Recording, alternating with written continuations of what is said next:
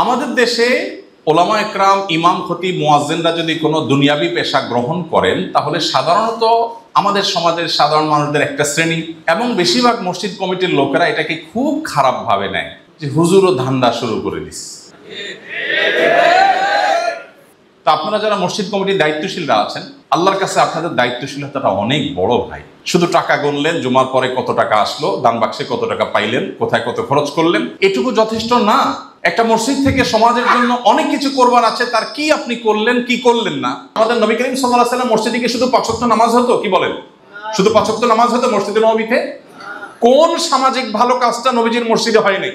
আপনারা যদি চান মসজিদ থেকে আপনারা সমাজ পরিবর্তনমূলক অনেক কাজ করার সুযোগ আছে। আমি কিন্তু চারটা এক্সাম্পল কি কি সুযোগ আছে আমি কি সেগুলো শেয়ার করবো আপনাদের সাথে। ইমাম হোক, খতিব হোক, মুয়াজ্জিন হোক, খাদিম হোক অথবা মসজিদের কর্তৃপক্ষ হোক, আমাদের মানসিকতা থাকবে খেদমতের মানসিকতা, মাতবরির মানসিকতা কারোর থাকবে না। মসজিদ কমিটির যারা দায়িত্বশীল আছেন আপনাদের প্রতি আমি বিনয়ের সাথে একটা কথা বলতে চাই, আপনারা অনেকে মসজিদে ডোনেশনের উল্লেখযোগ্য অংশ দেন। অনেক মসজিদে কমিটির লোকজন টাকা পয়সা দেয় না, তারা নেতৃত্ব দেন, সেটাও একটা কাজ। বাকি অনেক মসজিদে আছে যে কমিটির লোকজনই অনেক বেশি টাকা পয়সা দেন এবং এই টাকা পয়সা দেওয়ার কারণে তারা ইমাম, মুয়াজ্জিন, খাদেমদেরকে মনে করেন এরা আমাদের অধীনস্থ, যেটা আমরা টাকা দিই আমাদের বেতনে চলে, সো আমাদের অধীনস্থ। এটা একটা সম্পূর্ণ রং কনসেপ্ট। কোন অর্থে রং? আপনি যে টাকাটা দেন এটা মূলত কাকে দেন? মসজিদের জন্য যে টাকাটা দান করা হয়, টাকাটা কার উদ্দেশ্যে দান করা হয়? আল্লাহর উদ্দেশ্যে। তার মানে আমি আল্লাহকে বলছি, আল্লাহ এই টাকাটা আমি তোমাকে দিলাম, তুমি খুশি হও, আমাকে সওয়াব দাও, এই তো। তো আল্লাহ তো সরাসরি আমাদের দান নিবেন না, এই জন্য আল্লাহ উম্মতে মুহাম্মাদের জন্য সিস্টেম করেছেন যে ঠিক আছে, আগের যুগের উম্মতদের নিয়ম ছিল দান করলে সেটা পাহাড়ের উপর রেখে আসতো, আল্লাহর পক্ষ থেকে আগুন এসে সেটাকে ভস্ম করে জ্বালিয়ে ফেলতো, কবুল হওয়ার আলামত। আর কবুল না হলে ওটা ওখানে পড়ে থাকতো। উম্মতে মুহাম্মাদের জন্য আল্লাহ রাব্বুল আলামিন নিয়ামত হিসাবে দিয়েছেন যে সাদকা যাকাত রেখে আসতে হয় না, আল্লাহর তরফ থেকে গরিবকে দিলেই হয়, আল্লাহ সেটা অ্যাকসেপ্ট করেন। এখন আপনি মসজিদে যখন কোনো টাকা দান করলেন এর মানে হলো মসজিদ বা আল্লাহ টাকার মালিক হয়ে গেছেন। এখন আর আপনার এখানে কোনো কিছু থাকা উচিত না। আপনি যদি মনে করেন যে টাকাটা আমার, আমি দিছি, তাহলে আর আপনার দেওয়া হয় নাই, তাহলে আপনি ঝুলায় রাখলেন। ক্লিয়ার দিয়ে দিচ্ছেন, তখন বলা যাবে যে এটা আমি দিয়ে দিছি, এটা আমার কোনো সে নেই। এখন মসজিদ কর্তৃপক্ষ কি করবে সেটা মসজিদ কর্তৃপক্ষের ব্যাপার। এখানে এখন 5 টাকা চাঁদা দেওয়া লোক আর 5 লাখ টাকা চাঁদা দেওয়ার কোনো পার্থক্য থাকবে না। আমি দিয়ে দিছি, এখন আমি ওই 1 টাকা যে দিছে তার সমান হয়ে গেছি, বা যে না দিছে তার সমান আমি হয়ে গেছি, আমি দিয়ে দিছি। দেওয়ার পরে যদি আবার সে থাকে এবং প্রভাব সৃষ্টি করার চেষ্টা থাকে তাহলে এটা হবে দুর্ভাগ্যজনক বাস্তবতা। আমি এই কথাটা আমার মসজিদ কমিটির দায়িত্বশীল ভাইদেরকে এই জন্য বলছি যে ওলামা একরামের ভালো কাজের সহযোগী হয়ে আপনার জান্নাতকে আপনি কত শর্টকাট করতে পারেন এটা আপনি চিন্তাও করতে পারছেন না। একজন আলেম সমাজকে যে কত কিছু দেওয়ার আছে, কিন্তু তাদের দরকার সামান্য একটু সাপোর্ট, সামান্য একটু সহযোগিতা। আপনি যদি সেই সহযোগিতার হাতটা বাড়ায় দেন, আমি এখনো বাইতুল্লাহর তওয়াফ করতে গেলেও সেই জামাল হাজি, তার সাথে সব মিলিয়ে কত 3-4 বছরের সহস্রব হবে, তাও খুব বেশি না। এর মধ্যে লাস্টে অসুস্থ হয়ে গেছেন, দুনিয়া থেকে চলে গেছেন, কিন্তু এখনো আমি যদি একজন লোকের জন্য দোয়া করি তো তার নাম হাজি জামাল। এবং সে দোয়াটা কোনো হাদিয়ার কারণে না, দাওয়াত খাওয়ানোর কারণে না, সে দোয়াটা শুধুমাত্র এই জন্য যে আমার দ্বীনি দায়িত্ব পালন করতে তিনি আমার সর্বাত্মক সহযোগিতা করেছেন এবং সেটার জন্য তিনি সমাজে অপদস্থ, মার খেতে হয়েছে, জুলুমের শিকার হতে হয়েছে, কিন্তু তিনি পিছপা হন নাই। অথচ আমি একজন সাধারণ হুজুর, আমার কোনো প্রভাব নাই, প্রতিপত্তি নাই, আমি বাহির থেকে আসা একজন মানুষ, আজকে বিদায় করে দিলে কালকে এলাকা ছেড়ে চলে যেতে হবে, ওনার দরকার ছিল না। উনি এলাকায় মানুষের সাথে তাল মিলায় চলতে পারতেন, কিন্তু সবার বিরুদ্ধে গিয়ে হলেও তিনি আমার যখন বুঝছেন যে আমার হুজুর, আমার বলছেন উনি প্রথম দিন যে হুজুর আপনি কোরআন হাদিসের বাইরে কথা বলবেন, আপনি আমাকে পাবেন না, কোরআন হাদিসের সাথে পাবেন, আমি জীবন দিয়ে দিব আপনার সাথে। তো আমি আশা করব আপনারা সেই ভূমিকাটা অবতীর্ণ হবেন ইনশাআল্লাহ। আর এটা সম্ভব হবে তখন যদি আমাদের উদ্দেশ্যগুলো হয় আল্লাহকে খুশি করা। ওলামা একরাম যারা আছেন, আমার সহকর্মী বৃন্দ, ওলামা একরাম, ইমাম খতিব যারা আছেন, ভাইরা আমার, আল্লাহকে সন্তুষ্ট করার উদ্দেশ্য যদি হয় তাহলে সেক্ষেত্রে পার্থিব বিষয়গুলো আমাদের কাছে তুচ্ছ হয়ে যাবে, খুবই তুচ্ছ হয়ে যাবে। তা আমি আমার সহকর্মী বন্ধুদেরকে বলতে চাই, ওলামা একরামদেরকে বলতে চাই, আমাদের এই জিনিসটা অনেক গুরুত্বপূর্ণ বিষয় ভাই। মালদারদের মাল যদি আমাকে প্রভাবিত করে ফেলে তা আমি তারা কি দাওয়াত দিব? তার মালই তো আমাকে দাওয়াত দিয়ে ফেলছে, আমি তো মাদু অলরেডি হয়ে গেছি, আমি তো কারোর মাল দ্বারা প্রভাবিত হব না, হওয়া উচিত না। তো এই জন্য আমরা যদি শুধুমাত্র আল্লাহর রেজামন্দির উদ্দেশ্যে এই কাজটা করি তাহলে সেক্ষেত্রে সন্দেহাতীতভাবে আমাদের কাজ অনেক বেশি শক্তিশালী হবে, অনেক বেশি বেগবান হবে। আমরা কাউকে আর দোষারোপ করতে হবে না, আমি নিজেই নিজের জায়গায় করে নিতে পারবো। আর যদি আমার মধ্যে দুর্বলতা থাকে, আমার তাকওয়ার মধ্যে, আমার লিল্লাহিয়াতের মধ্যে, আমার যদি তাহাজ্জুদ নিয়মিত না হয়, আমার যদি বৃহস্পতিবার রোজা রাখার অভ্যাস না থাকে, আমি যদি ধনী মুসল্লির পাশাপাশি গরিব মুসল্লির বাসায় যেতে না পারি, তাহলে আমার দ্বারা সমাজ পরিবর্তন করা সম্ভব হবে না। তো আমি আমার সহকর্মী বন্ধুদেরকে বলতে চাই, ওলামায়ে কেরামকে বলতে চাই, ভাইরা আমার, আপনাদের অনুপ্রেরণার জায়গা, আপনাদের অনুপ্রেরণার জন্য একটা তথ্য শেয়ার করি। সেটা হলো, আজকে আসুন্নাহ ফাউন্ডেশন আলহামদুলিল্লাহ শত শত কোটি টাকার প্রজেক্ট নিয়ে কাজ করে, চ্যারিটি করে, হাজার হাজার মানুষকে বেকারত্ব দূর করবার জন্য ট্রেনিং সেন্টার, বিভিন্ন কার্যক্রম পরিচালনা করে। আপনারা অনেকে জেনে হয়তো খুশি হবেন, আসুন্নাহ ফাউন্ডেশনের সেবামূলক এই কাজের শিক্ষা বা এর সূচনা আমি যখন মসজিদে ইমাম থাকি সেখান থেকেই হয়েছে। আপনি বলতে পারেন মসজিদের ইমাম এই পরিচয় থেকেই আমার সেবামূলক কাজের শুরু, এবং সেটা আস্তে আস্তে আজ আসুন্নাহ ফাউন্ডেশনে এসে ঠেকেছে। আমার বিশ্বাস আপনারা প্রত্যেকেরই সে কাজ করবার সুযোগ আছে। 2006 বা 2007 কোন সময় যেন সিডর হয়েছিল, 6 বা 7 যেটাই হোক, এরকম কাছাকাছি সময় হবে। সিডরে ব্যাপক ক্ষয়ক্ষতি হয়েছে আমাদের দেশের দক্ষিণাঞ্চলে, বিশেষ করে আপনার বাগেরহাট, খুলনা, এই এলাকাটা। আমার পরিষ্কার মনে আছে, সেই আমলে 1,13,000 কিংবা 16,000 টাকার একটা ফিগার মুসল্লিদেরকে উদ্বুদ্ধ করে আমরা একত্র করি, এবং এক ট্রাক মালামাল আমরা একত্র করি। কিন্তু আমি যেহেতু মসজিদের ইমাম, আমি হুজুর মানুষ, আমি এতগুলো টাকা, এতগুলো জিনিসপত্র নিয়ে চলে যাব একা একা, এটার ট্রান্সপারেন্সি কিভাবে হবে, এটার আমি যে প্রপার ইউটিলাইজ করেছি এটা নিশ্চিত কিভাবে হবে, এই জন্য মসজিদ কমিটির তখনকার সহসভাপতি সাহেব যিনি ছিলেন, এখনো বেঁচে আছেন, এখন উনি সভাপতি, ওনাকে সাথে নিলাম, আরও একজনকে সাথে নিয়ে তারপর বললাম যে টিম আমার সাথে চলেন, আমরা যাব। আমরা গিয়েছি সেখানে, এবং সিডর এলাকাতে গিয়ে ঘরে ঘরে দাঁড়ে দাঁড়ে গিয়ে আমরা মানুষের কাছে আমাদের এই আমানত আমরা পৌঁছেছি মানুষের কাছে। সেখানে গিয়ে তখনকার আমলে আমার মনে আছে মসজিদ করেছি, টিউবওয়েল করেছি, অনেকগুলো কার্যক্রম আমরা হাতে নিয়েছি। সেই তখন ফেসবুক ছিল না, কিছু ছিল না, আমরা কোনো অনলাইনে দাওয়াতি কাজের সুযোগ পাইনি। মসজিদের লোকদেরকে উদ্বুদ্ধ করে এই কাজটা আমরা করেছি আলহামদুলিল্লাহ। এটা আমি আমার সহকর্মী ভাইদেরকে বলার উদ্দেশ্য হলো, আপনারা যদি চান মসজিদ থেকে আপনারা সমাজ পরিবর্তনমূলক অনেক কাজ করার সুযোগ আছে। আমি কিন্তু একটা এক্সাম্পল, কি কি সুযোগ আছে আমি কি সেগুলো শেয়ার করবো আপনাদের সাথে। নাম্বার 1, আমাদের বেশিরভাগ ভাইদের মাথায় ঢুকে টাকা পয়সা। আমাদের সাথে কোনো আলেমোলামা বা ভালো কাজ করতে আগ্রহী এরকম দিনদার মানুষ, কোনো মসজিদ কমিটির লোকজন কারোর সাথে পরিচয় হলে বলে, ভাই কিছু ফান্ড আমাদেরকে দিয়েন, আমরা একটু কিছু সেবামূলক কাজ করতে চাই। মনে করেন যে টাকা পয়সা হলে সেবামূলক কাজ করা যায়। আমি বিনয়ের সাথে এই ভাইদেরকে বলি, দেখুন, সেবামূলক কাজ বা মানব সেবার জন্য টাকা নয়, প্রয়োজন মানসিকতা। মানসিকতা যদি আপনার সিরিয়াস থাকে যে আমি আসলে কিছু করব সমাজের জন্য, তাহলে টাকা আপনার জন্য কোনো বাধা না। টাকার হয়তো দরকার হবে, কিন্তু এটা শুরু করার জন্য টাকার কোনো প্রয়োজন নেই। অনেক কাজ আছে যে কাজগুলো আপনি কোনো টাকা পয়সা ছাড়াই করতে পারবেন। আপনি সে কাজগুলো শুরু করে দেন, এরপরে যখন টাকার প্রয়োজন হবে দেখবেন আল্লাহ ব্যবস্থা করে দিচ্ছে ইনশাআল্লাহ। এই কাজগুলোর মধ্যে থেকে একটা কাজ হলো পরিবেশ রক্ষার কাজ। আমাদের মসজিদগুলো থেকে যদি মসজিদের চৌহদ্দি ঠিক করে নিই, মসজিদ কমিটি, ইমাম আফজল, খতিব সবাই মিলে যদি আমরা সিদ্ধান্ত নিই যে আমাদের এই মসজিদটার চৌহদ্দি কতটুকু, যে এটা আমাদের এলাকা, এটুকু বলা যায়। এরপর যদি আমরা ডিসিশন নেই এই এলাকাতে আমরা প্রতিদিন নিয়মিত পরিচ্ছন্নতা অভিযান চালাবো মসজিদ থেকে, এবং খতিব সাহেব নিজে ময়লার বস্তা ধরে বের হবেন, ইমাম সাহেব বের হবেন, মসজিদ কমিটির সভাপতি সাহেব বের হবেন, যার যার সুযোগ আছে বের হবেন। মাত্র 5 থেকে 10 মিনিট, যেটা বাস্তবায়নযোগ্য, অস্বাভাবিক অলিক কোনো টাইম না। ফজরের পরে সবাই মোটামুটি ফ্রি, ফজরের পরের টাইমটা বেশ, রাস্তাঘাটে মানুষজন থাকে না। আমরা যদি এটা শুরু করে দেই তাতে কয়েকটা কাজ হবে। নাম্বার 1, আপনারা হয়তো অনেকে মনে করবেন যে এটা কোনো কথা, এত কাজ থাকতে আপনি সুইপারের কাজ করতে বলতেছেন আমাদেরকে। ওলামায়ে কেরাম তো জানেন, আমার চাইতে ভালো জানেন অনেকে এখানে। নবী করিম সাল্লাল্লাহু আলাইহি ওয়াসাল্লাম বলেছেন, আল ঈমানু বিদ'উন ওয়া সাবউনা ওয়া ফি রিওয়ায়াতিন বিদ'উন ওয়া সিত্তুনা শু'বা আলাহা কাউলু লা ইলাহা ইল্লাল্লাহ ওয়া আদনাহা ইমাতাতুল আযা আনিত তারিক। পথ পরিষ্কার করা ঈমানের অঙ্গ। পথ পরিষ্কার করা, এই আমলটা আমরা শেষ কবে করেছি?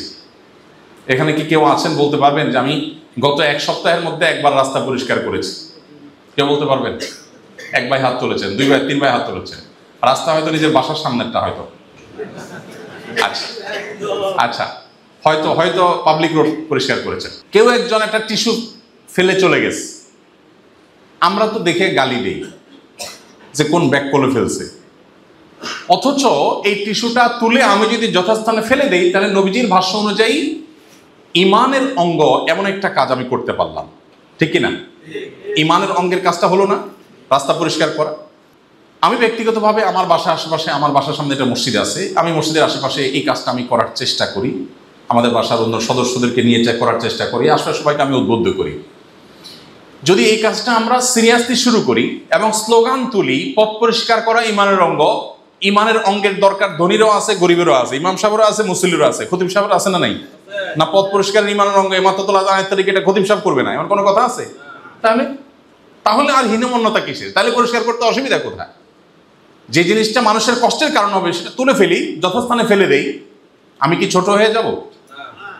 প্রিয় ভাইরা আমার, এই একটা কাজ যদি কোনো মসজিদ এলাকা থেকে কেউ শুরু করেন এবং এলাকাকে যদি তিনি চকচকে তকতকে করে ফেলতে পারেন, যুবকদেরকে উদ্বুদ্ধ করেন। দেখুন এই যে যুবক ছেলে ফেলে আছে, নবী সাল্লাল্লাহু আলাইহি ওয়াসাল্লাম বলেছেন আন্নাসু মাআদিন কামাআদিনিয যাহাবি ওয়াল ফিদ্দাতি ইযা ফাকুহু।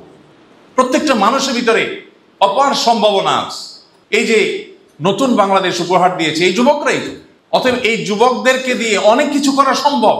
দুর্ভাগ্য তাদের যে তারা যোগ্য নেতৃত্ব পায় নাই, আমরা তাদের কিছু লিডারশিপ দিতে পারি নাই। আমরা যদি এলাকার তরুণদেরকে আমরা যদি উদ্বুদ্ধ করতে চাই, এরা ভালো কিছু করতে চায়, সে নেতৃত্ব পায় না। ইমাম খতিবরা যদি দুনিয়ার সামান্য ছোটখাটো লাভের চিন্তাকে সাইডে ফেলে রেখে মসজিদমুখী সমাজমুখী কাজের নেতৃত্ব দেন, আল্লাহর কসম আল্লাহ তাদেরকে ইজ্জত দিবেন এবং বাড়াবেন। তারা যে সামান্য লাভের চিন্তা মাথায় আসে এর চেয়ে অনেক বেশি আল্লাহ তাদেরকে দিবেন। কিন্তু এর জন্য ইমাম সাহেবদের এই কাজ বাস্তবায়নের সবচেয়ে বড় বেশি ভূমিকা রাখার জায়গা হলো মসজিদ কমিটির লোকদের। কমিটির লোকজন যদি ওই যে আমার জামাল হাজির মতো করে বলতে পারে যে হুজুর আপনার যে কোনো ভালো কাজে আমার জীবন যৌবন দিয়ে আমি আসি, আমার বিরুদ্ধে কোনো কথা হলো আপনি মিম্বরে বলবেন, কখনো হীনমন্যতা হবেন না, আমার গায়ে লাগুক, আমি ধৈর্য ধারণ করব, কিন্তু আপনার হক কথা বলতে কেউ বাধা দিতে পারবে না, আমি আপনার সাথে আছি। এরকম মসজিদ কমিটির সদস্য হওয়ার চেষ্টা করা যাবে কি যাবে না? ইনশাআল্লাহ।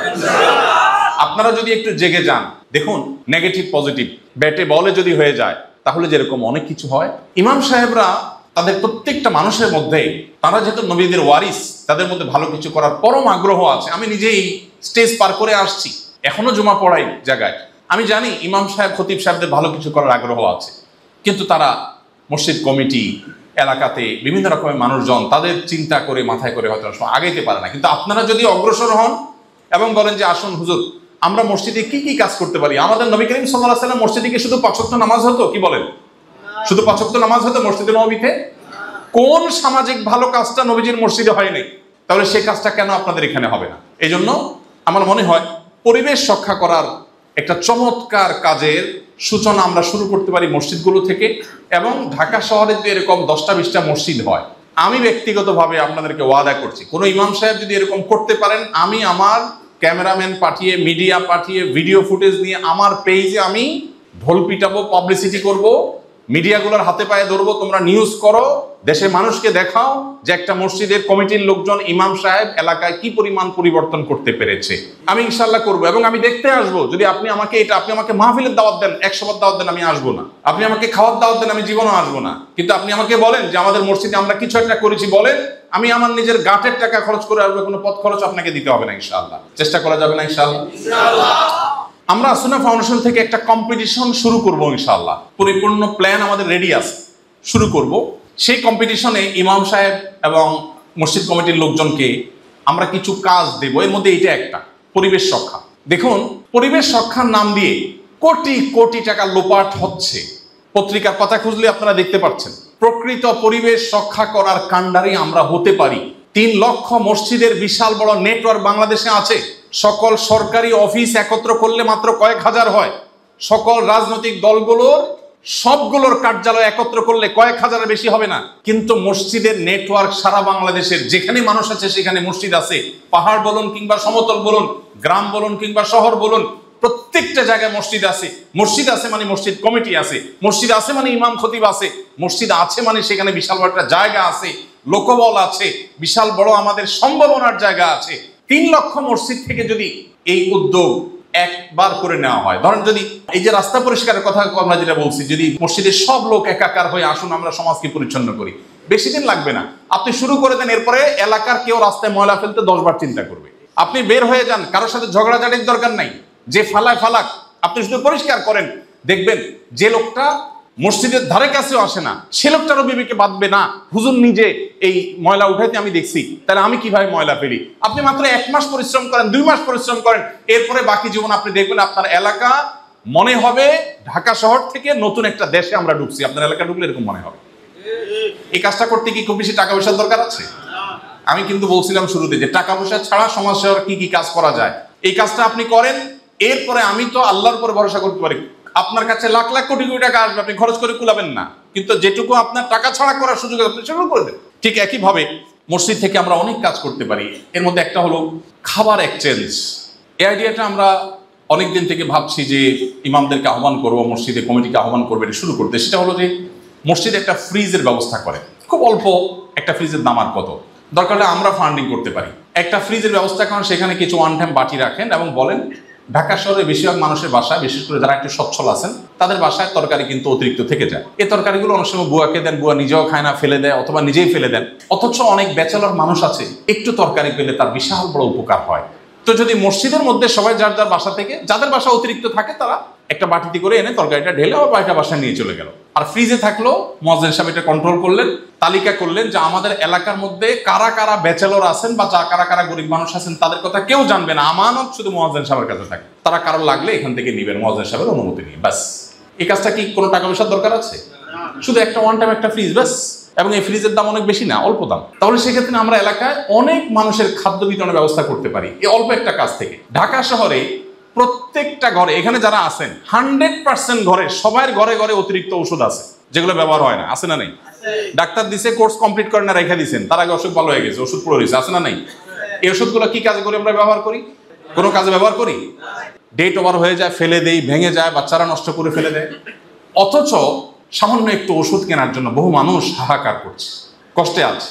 যদি মসজিদ কমিটির লোকজন ইমাম মুয়াজ্জিনদের নেতৃত্বে, ইমাম মুয়াজ্জিনদেরকে সামনে রেখে যদি তারা বলেন যে আসেন আমরা এলাকার একটা ডিসপেন্সারির সাথে আলাপ করব যে আল্লাহ ভীরু, মুত্তাকি, পরেজগার, আমলদার, 2 নাম্বারই করবে না, জীবন গেল মিথ্যা বলবে না, তারে বলি ভাই তুমি ছোট একটা বাক্স করো, আমরা মসজিদে যে ওষুধগুলো আসবে এগুলো তোমার কাছে দিয়ে যাব, সবার বাসা অতিরিক্ত ওষুধগুলো মসজিদে দিয়ে যাবে, এগুলো তার কাছে দেওয়া হবে, তুমি এগুলো এখানে রেখে দিবা এবং একটু সময় নিয়ে আল্লাহর জন্য তুমি এগুলো সর্ট আউট করবা, আলাদা করবা কোনটা কোন রূপের। এরপর গরিব মানুষরা যারা আসবে প্রেসক্রিপশন নিয়ে টাকা দিয়ে কিনতে পারবে না, তাদেরকে তুমি ফ্রি ওষুধটা দিবা। কি বলেন, খুব বেশি কঠিন কাজ? এলাকায় প্রত্যেক মসজিদে একজন ডাক্তার, নার্স, এরকম অনেক মেডিকেল এডের মানুষ পাবেন।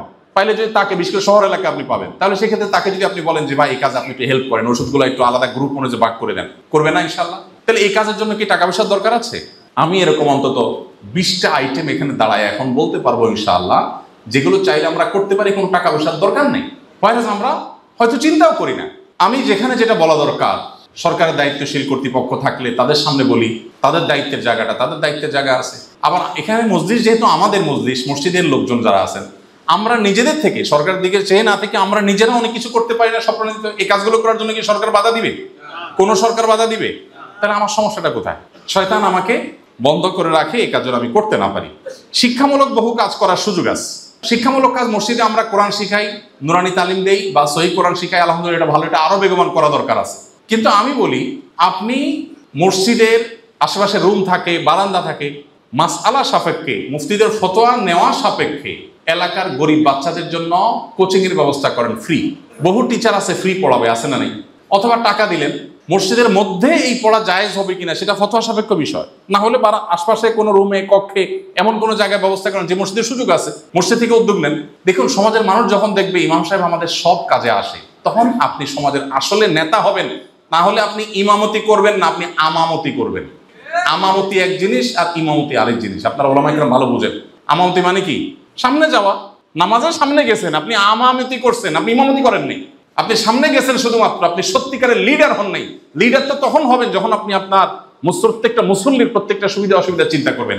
আপনি নবী করিম সাল্লাল্লাহু আলাইহি ওয়াসাল্লাম মসজিদে নববীর রোলটা দেখেন না? কেউ আসছেন, তার খাবার নাই, তোমার খাবার নাই, কে আছো তোমাদের, তার খাবার ব্যবস্থা করব। হাসান হাদিস। আমরা আমাদের মসজিদ থেকে কোন গরিব মানুষের দারিদ্র্য বিমোচনের জন্য কাজ করেছি বলেন? আমরা চাইলে কেন করতে পারি না? সমস্ত মসজিদগুলোতে এখানে যারা আছেন মসজিদের দায়িত্বশীল, প্রত্যেকটা মসজিদে ধনীদের তালিকা আছে, কোনো মসজিদে গরিবের তালিকা নেই। কেন গরিবের তালিকা নেই? ধনীদের তালিকা আছে কেন?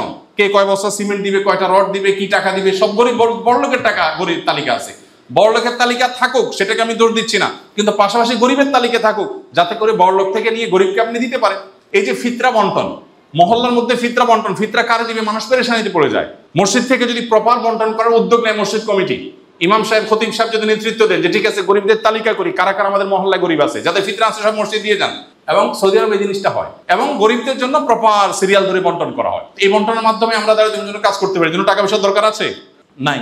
ঠিক এইভাবে বহু কাজ আমরা চাইলে সমাজে করতে পারি। পারিবারিক যে কলহ আছে, এগুলো আমাদের পরিবারগুলোকে শেষ করে দিচ্ছে। আপনি বলেন নবী করিম সাল্লাল্লাহু আলাইহি সাল্লামের মসজিদে ওই যে মহিলা আসছে, ইয়া রাসূলুল্লাহ আমার স্বামী, সে আমার হক আদায় করতে পারে না, আছে না হাদিস? নবীজি স্বামীকে ডেকে বিচার করেন নাই। আবার স্বামী বলছে ইয়া রাসূলুল্লাহ তারা ছাড়া আমি থাকতে পারবো না, বিচ্ছেদ করেন না। রাসূল সাল্লাল্লাহু আলাইহি ওয়াসাল্লাম সুপারিশ করেন নাই যে তুমি একটু দেখো, স্যাক্রিফাইস করো। আমাদের মসজিদ কি এগুলো হয়? ওয়াই এটা হবে না? আমাদের এলাকার প্রত্যেকটা ছোট বড় ইস্যু আমরা সলভ করতে হবে এবং মানুষকে জানাইতে হবে আমি ইমাম সাহেব। এর জন্য অবশ্য ট্রেনিং নেওয়ার দরকার আছে। MBTI কোর্স আছে অনলাইনে, আপনি ইউটিউবে দেখেন, পার্সোনাল প্রোফাইল মানুষকে বের করা যায়, বের করে অনেক সমাধান দেওয়া যায়, এবং কাউন্সিলিং এর উপরে বহু কোর্স আছে, এবং কিভাবে মোটিভেশন দিবেন, কিভাবে যাতে কলহগুলো মিট করবেন, এগুলোর উপরে কোর্স আছে। আমরা কি শুধু তালাকের ফতোয়া দিব? আমরা কবে দাম্পত্য কলহ দূর করে একত্র করার ব্যবস্থা করব? তালাকের ফতোয়া তো দিবই, কিন্তু তালাকের ফতোয়া দেওয়ার পাশাপাশি আমরা সম্পর্কগুলো জোড়া লাগাতে কাজ করতে পারি। এর জন্য ইমাম সাহেব যদি বলেন যে আমার নাম্বার সবার কাছে আছে, আপনাদের কারো স্বামী স্ত্রীর মধ্যে যদি কোনো মনোমালিন্য হয়, বউ শাশুড়ির মধ্যে গন্ডগোল হয়, অনুগ্রহ করে আমাকে নক করবেন। আল্লাহর কসম করে বলছি আমি আমানতদারি রক্ষা করব, কারোর সাথে শেয়ার করে নিজের বোর কাছে বলবো না। আমি আসবো, আল্লাহ জানবে আর আপনারা জানবেন। আমি চেষ্টা করি অন্তত, উদ্যোগটা নেওয়া যায় না ইনশাআল্লাহ? আমি ব্যক্তিগতভাবে এর সুফল পেয়েছি, আমি দেখেছি, এবং সেজন্য আপনাদের সাথে কথাগুলো বলা। পাঠাগার গঠন করা যায়, তারপরে জুমার পূর্বে বই পড়ানো যায়। আমি যে মসজিদে নামাজ পড়ি বাসার সামনে, সেখানে আমি 10-15টা বুথ বসাইছি, যেখানে জুমা পড়াই ওখানে বসাইছি। জুমার আগে মানুষ চুপচাপ বসে থাকে, যে মসজিদগুলোতে একটু আলোচনা ভালো, আগে থেকে মানুষ চলে আসে, মানুষ বসে থাকে। এই টাইমে আপনি মানুষকে বই পড়ান, মুয়াজ্জিন সাহেব বই নিয়ে ঘুরবে, ভাই পড়েন, কোনো একটা বই পড়েন, উদ্বুদ্ধ করা যেতে পারে। ঠিক একইভাবে জুমার নামাজের আলোচনার পাশাপাশি সপ্তাহের সবচেয়ে ভালো কাজ এই এলাকা যে করছে, আমি তাকে একটা পুরস্কার দেব। সেটা একজন বোন হতে পারেন। মহিলাদের জন্য তেমন কিছুই হয় না, আমাদের মহিলারা বরাবরের মতো বঞ্চিত মসজিদে, তাদের জন্য আমাদের নানাবিধ উদ্যোগ হতে পারে। তো এই সমস্ত কাজগুলো যদি আমরা করতে পারি, প্রত্যেক সপ্তাহে জুমার দিন যদি জুমার খুতবার আগে পরে যদি আমরা একজন মহল্লাবাসীকে পুরস্কৃত করি, একটা বাচ্চাকে যদি পুরস্কৃত করি। আমি যেখানে বাসা, আমার বাসার ওখানে আমি গত সপ্তাহে পুরস্কৃত করেছি, যে এক দুইটা বাচ্চা আছে মুয়াজ্জিন সাহেবের সাথে মসজিদ পরিষ্কার করতে আসে, স্বপ্রণোদিত হয়ে, কেউ বলে না যে এর পুরস্কার দেওয়া উচিত, তাহলে অন্য বাচ্চারা শিখবে, উৎসাহিত হবে। তো আমরা যদি এক একদিন এক একটা ভালো কাজের উদ্যোগ নিই, তাহলে মসজিদের কারণে এলাকার চেহারা পরিবর্তন হতে আর কিছু লাগবে না ইনশাআল্লাহ। এই যে ভূমিকম্প, আমরা নানান পেরেশানির মধ্যে আছি, নানান মুসিবতের মধ্যে আছি। মসজিদ কেন্দ্রিক যদি ভূমিকম্পে করণীয় কি? ভূমিকম্প হলে, আল্লাহ না করুক একটা মেসাকার হলো, বড় ভূমিকম্প হলো, তাহলে সেক্ষেত্রে উদ্ধার কাজ কিভাবে করবে? মসজিদ থেকে ইমাম সাহেব, কমিটির লোকজন, আপনার ফায়ার সার্ভিসের লোকজনের সাথে যোগাযোগ করেন, ভাই আমাদেরকে একটা ট্রেনিং করেন, এখানে একটা মহড়া করেন, আমরা নিজেরা করি, হিন্দু ভাইদেরকে আমরা হেল্প করি। মসজিদ থেকে যদি দেন, আপনি সত্যিকার ইমাম হয়ে উঠবেন। আপনি আমামতি করতে হবে না আপনাকে, আপনি ইমামতি করবেন ইনশাআল্লাহ বিইজনিল্লাহ। আপনার সামনে মসজিদ কমিটির মুরব্বীরা, আপনার বাবার বয়সী সভাপতি, সেক্রেটারি সব আপনার সামনে শ্রদ্ধা করবে আপনার কাজের কারণে ইনশাআল্লাহ বিইজনিল্লাহ। কিন্তু এই কাজগুলো এক হাতে তালি বাজে না, দুই হাতের দরকার হয়। ইমাম সাহেব, মুয়াজ্জিন সাহেবরা, খতিব সাহেবরা একা পারবেন না, এখানে আপনাদেরও ভূমিকা রাখার দরকার আছে। আল্লাহ আমাদের সবাইকে তৌফিক দান করুন। আমাদের মসজিদগুলো এক একটা যেন মসজিদের নববীর নমুনা এবং আদর্শ হয়ে ওঠে, আল্লাহ আমাদের সেই তৌফিক দান করুন। আমাদের মসজিদগুলো জীবন্ত হোক, কর্মমুখর হোক, বহুমুখী হোক, সমাজমুখী হোক। মসজিদ বা আলেমন আমাদেরকে কেউ সমাজের বোঝা বলবা দুঃসাহস যেন করতে না পারে, সেই ব্যবস্থা আমাদেরকেই করতে হবে ইনশাআল্লাহ। অতএব আমরা যদি উদ্যোগ নিই, সমাজ চেঞ্জ হয়ে যাবে। প্রকৃতপক্ষে আইডিয়া হয়তো আপনাদের অনেকের মাথায় এর চাইতে আরো ভালো আইডিয়া আছে, দরকার হলো বাস্তবায়ন। আইডিয়ার চাইতে দরকার হলো কি? বাস্তবায়ন। আল্লাহ রাব্বুল আলামিন আমাদের সবাইকে সেই তৌফিক দান করুন। আমরা সবাই চেষ্টা করবো তো ইনশাআল্লাহ। মসজিদকে যদি আমরা পরিবর্তন করতে পারি, দেশ পরিবর্তন হবে। 3 লক্ষ মসজিদ পরিবর্তন হলে এই দেশকে কেউ ঠেকাতে পারবে না ইনশাআল্লাহ।